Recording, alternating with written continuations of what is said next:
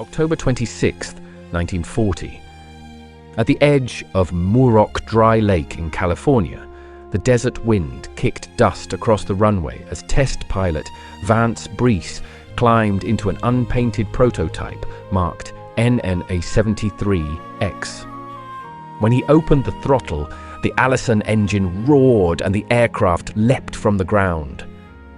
Observers watching that morning could not have known they were seeing the birth of a legend. A fighter that would one day escort bombers to Berlin and turn the skies of Europe silver with freedom. The story of the P-51 Mustang began months earlier in a rush of desperation and ingenuity. In the summer of 1940, the Royal Air Force was fighting for its life. Britain needed modern fighters immediately, but its own factories were already stretched, building Hurricanes and Spitfires. The British Purchasing Commission approached North American Aviation, hoping the company might build Curtiss P-40s under license. Company President James H. Kindleberger countered with an audacious promise. Give us the contract and we'll design you a brand new fighter from the ground up in 120 days. The British agreed. Engineers Edgar Schmued and Raymond Rice sketched through the nights, shaping an airframe around a new low-drag, laminar flow wing, a revolutionary design that reduced turbulence and gave the aircraft its sleek, knife-edge profile. By late October, the prototype was ready. The first flight proved the machine was strong, fast, and remarkably stable. Early tests showed speeds exceeding 380 miles per hour at low altitude. Superb for a first effort. Yet the heart of the aircraft, the Allison Fire IV-1710, gasped for air above 15,000 feet. The plane could sprint but not soar. For bomber escort work, altitude was life, and the Allison-powered Mustang seemed destined to stay below the fight. Still, the British saw potential. Its range, visibility, and aerodynamics were unmatched, so they took a bold gamble. They would fit it with a Rolls-Royce Merlin 61, the same two-stage supercharged engine that powered their Spitfire Mark 9. In the autumn of 1942, the converted prototype, known as the Mustang X, flew for the first time over Hucknall Aerodrome. It wasn't just good, it was magnificent. Test pilot Ronald Shepard recorded speeds over 430 miles per hour at 30,000 feet, with climb rates rivaling any fighter in the world. Word of the transformation raced across the Atlantic. The U.S. Army Air Forces ordered the engine built under license by Packard Motor Car Company in Detroit. The marriage of American airframe and British power plant produced something transcendent. A machine that could outclimb, outturn, and outrange almost everything that flew. Its first Packard Merlin variant, the P-51B, would soon roll from assembly lines in Inglewood and Dallas. In its growl lay the voice of Allied air power to come. A deep, resonant rumble that promised the tide of the air war was about to change. The Mustang's legend was no accident. It was born of necessity, forged by collaboration and baptized in innovation. The Allies needed a miracle, and in a hangar in California, they built one. Winter 1943. Over Europe, the air war had become a war of attrition. Every daylight raid the 8th Air Force sent toward the Reich came home bleeding. B-17 limping on one engine, gaps in formation where friends had been. The enemy owned the high sky. Above 20,000 feet, the Luftwaffe ruled, and the Allies had nothing that could stay with the bombers all the way in and out. The Thunderbolt was fast but thirsty. The Lightning ranged far but demanded delicate care in Europe's cold. The Mustangs waiting in Britain still wore Allison engines, brilliant below the clouds, helpless above them. Then, in late '43, the first Packard-built Merlin by 16503 engines arrived from Detroit. Crews swapped them into brand-new airframes rolling out of North American's Inglewood and Dallas lines. When the first P-51 B-1 thundered down the runway, it felt as if someone had taken the sleek frame of a racehorse and finally given it lungs. At 30,000 feet, it could top 437 miles per hour, fast enough to meet a Messerschmitt head-on and climb away smiling. What made the marriage miraculous wasn't only power, it was endurance. With two 75 or 108-gallon drop tanks, the Mustang could now escort bombers for nearly 1,600 miles. For the first time in the war, the 8th Air Force could plan a mission to Berlin and back with fighter cover from takeoff to touchdown. It was freedom measured in octane. Pilots transitioning from the heavier P-47 were stunned. The Mustang handled like a dancer, light on the stick, crisp in a dive, perfectly balanced in a roll. Its laminar flow wing cut drag to the bone. The cockpit sat high under a crystal clear canopy, giving the pilot the sense of wearing the airplane rather than sitting in it. Even its hum felt different, a smooth Merlin tenor instead of the blunt growl of a radial. Men began calling it the Cadillac of the skies.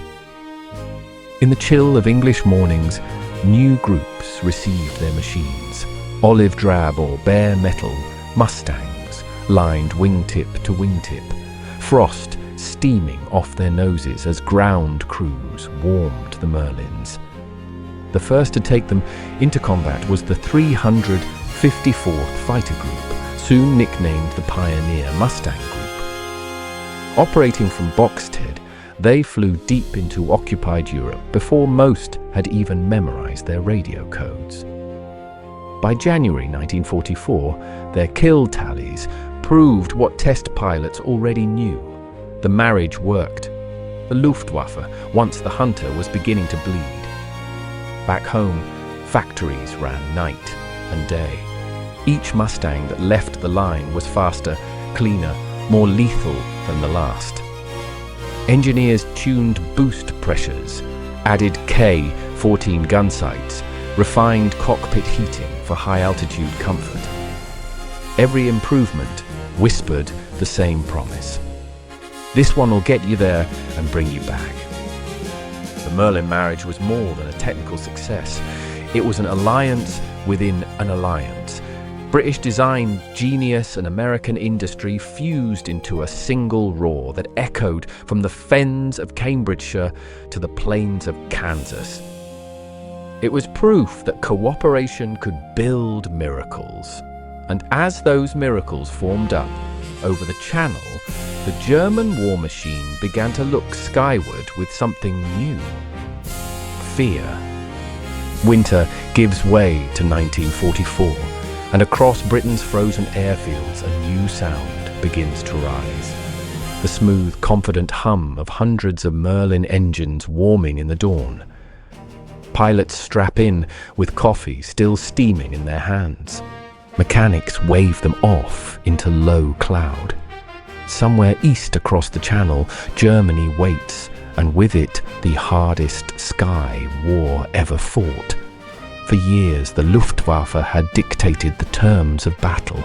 Their fighters struck the bombers and disappeared, untouchable, beyond the reach of Allied escort. But the arrival of the P-51 changed the playbook. Now the hunters would have to look over their shoulders. By February 1944, entire groups had converted to the new Mustang. The 4th Fighter Group, made up of former Eagle Squadron volunteers, joined the 354th and 357th, and soon the air above France shimmered with silver wings. When the call came to begin Operation Argument, the big week, in late February, the Mustang was ready. For 6 brutal days, the 8th Air Force bombed Germany's aircraft factories, while Mustangs and Thunderbolts tangled with the Reich's best. In the cold blue thinness above Brunswick and Regensburg, the Luftwaffe lost hundreds of irreplaceable machines and, more crucially, pilots who had no equals waiting in training. Those who flew the Mustang spoke of it as a living thing. It would slip through a dive smoother than silk, then claw back up as if pulled by invisible hands. At 30,000 feet, where the air was thin and icy, the Merlin still sang, a steady, confident note that told a pilot he could fight and win. They discovered that the Mustang could not only outclimb and outdive a Messerschmitt Bf 109, it could also stay aloft for hours, outlasting both pilot and prey. What began as bomber escort quickly became aerial dominance. Bomber crews noticed first. Where once their defensive rings of fire were all they had, now sleek Mustangs moved among them like guardian angels. Over the interphone, you could hear relief in every voice. Little friends in sight. The phrase became ritual, a signal that maybe, just maybe, they'd live to see another morning.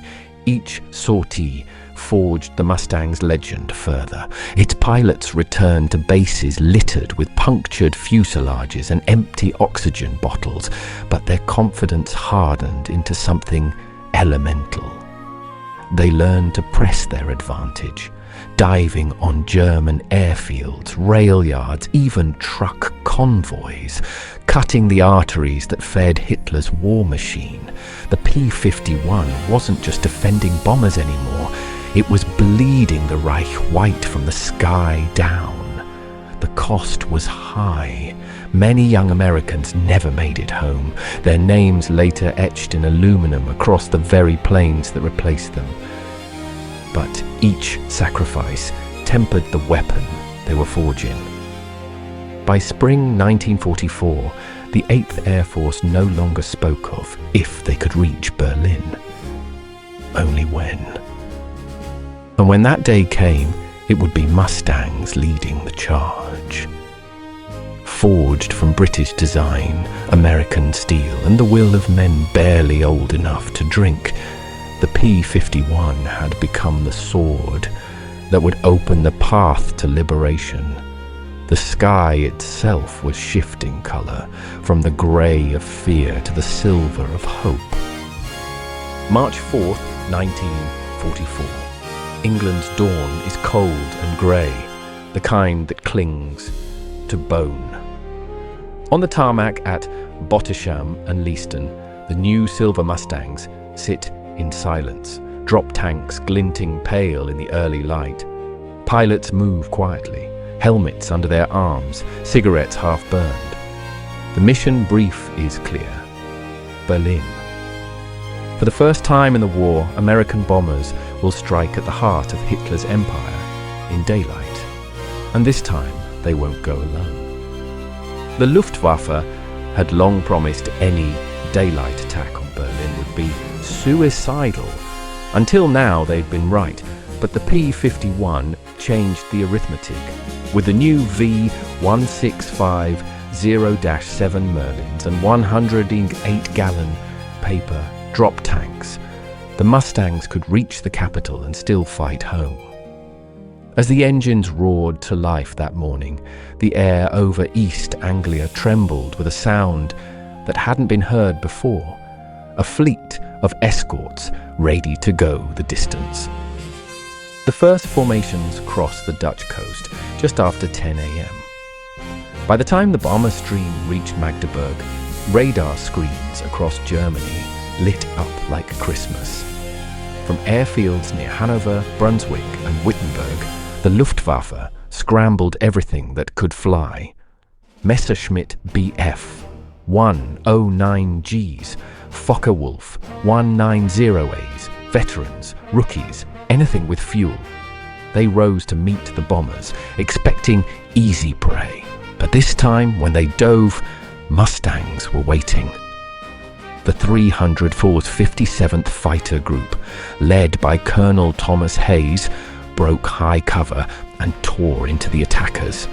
Within minutes, contrails twisted into chaos. White scars scrawled across the blue. Lieutenant Chuck Yeager, flying Glamorous Glen, downed an FW-190 before it even reached the bombers. Nearby, Don Gentile of the 4th Group carved through a swarm of Messerschmitts, scoring multiple kills, before heading home with half his ammo gone and a grin plastered on his face. That day, American bombers reached Berlin. Bombs fell on the Erkner ball-bearing plant and the Spandau Works, the industrial heart of Germany's war effort. The Luftwaffe fought with fury, but by day's end, over 70 German fighters had been lost. The Allies had cracked open the door that Hitler swore was impregnable. For the men who flew those missions, the psychological shift was enormous. The unspoken fear that haunted every bomber crew, no one will be there when the fighters turn back, was gone. The Mustangs had carried them home. For the first time, the 8th Air Force owned the air above the Reich. But the road to Berlin came at a price. Many pilots didn't return. The mission cost nearly 70 bombers and several Mustangs. When the survivors landed that evening, their aircraft were peppered with holes, engines coughing smoke, hands trembling from exhaustion. Yet when General Jimmy Doolittle visited the squadrons days later, he looked them in the eyes and said, "Gentlemen, we have the Luftwaffe's number." From that point forward, the Germans could no longer recover. The Reich's skies were no longer safe, and its myth of invincibility had been shattered by the steady growl of the Mustang.